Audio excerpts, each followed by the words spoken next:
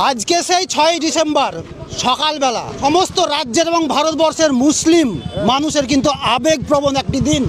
আর সেই দিনের সকাল শুরু হয়েছে সকালবেলাটা দেখতে পাচ্ছেন মুর্শিদাবাদের বেলডাঙ্গা শহর থেকে একটু দূরেই তেতেনি মির্জাপুর, যেখানে কিন্তু বাবরি মসজিদের শিলান্যাস এই আর কিছুক্ষণ পরেই অনুষ্ঠিত হতে চলেছে। সেই জায়গার সকালের যে দৃশ্য আমরা দেখানোর চেষ্টা করছি। হাজার মানুষ এখনো এসে উপস্থিত হয়েছে এবং লাখো লাখো মানুষ কিন্তু রাস্তায় রয়েছে। কে কোথায় থেকে আসবে, কার কি আবেগ আছে, আজকে কিন্তু এখানে এসে সেই আবেগ প্রকাশিত হবে। আপাতত রয়েছে আমাদের সঙ্গে এখানকার এই শিলান্যাস প্রোগ্রামের যে সকাল সকাল দেখভাল করছে তাদের সঙ্গে, আসুন আমরা কথা বলি। আপাতত আপনারা কখন থেকে এখানে এই প্রোগ্রাম উপস্থিত হয়েছে? আমরা ভোরবেলা থেকে এসেছি, সকাল 5টা থেকে এখানে এসে বসে আছি। কখন উদ্বোধন হবে দেখবো ইনশাল্লাহ।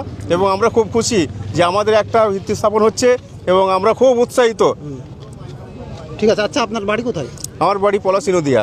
আচ্ছা আসুন আমরা সেই জায়গাটা দেখাই, যেটা হচ্ছে সেই জাতীয় সড়ক।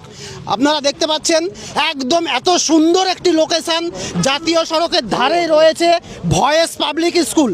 ভয়েস পাবলিক স্কুলের ফ্রন্টেই কিন্তু রয়েছে সেই শিলান্যাস প্রোগ্রামের স্টেজ।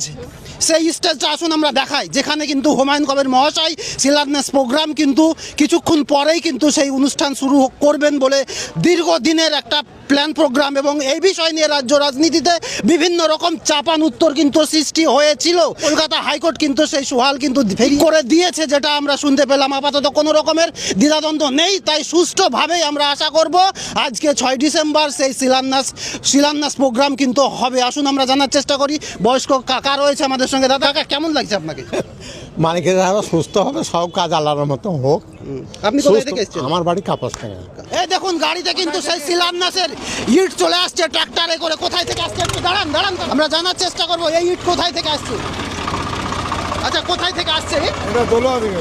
কোথায় থেকে? দোলোয়া গ্রাম। দলুয়া গ্রাম। মানে আপনারা কি কিনে আনলেন না কেউ দান করলো? দান করেছে।